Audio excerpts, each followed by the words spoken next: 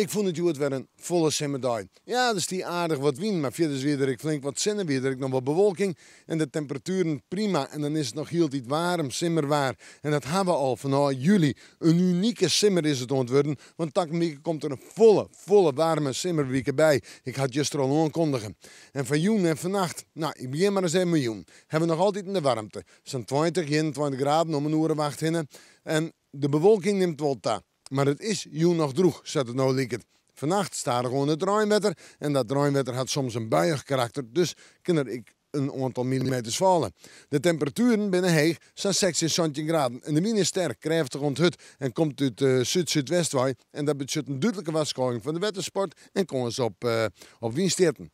Morgen, een dag die begint nog met rein, maar het regenwetter zet voort. Daarna de zinnen en dat vooral in de middag. Dan ik het droege waar, we kunnen er op een nij op uit. En de temperaturen 20 of 21 graden op een nij, ik een warme dag. De wind west-zuidwest, matig rond vrij krachtig, letter neemt de wind nou. In de joentijd rekt het alweer bewolkt, ik denk letter in de middag al.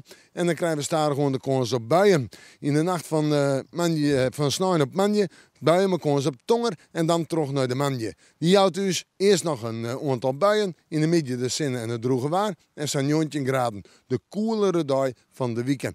En die nieuwe weekend brengt op deze zinnen en 21 graden, waanzin 23 graden en zinnen. En na waanzin wordt het nog warmer, misschien tak een weekend wel richting de 30 graden.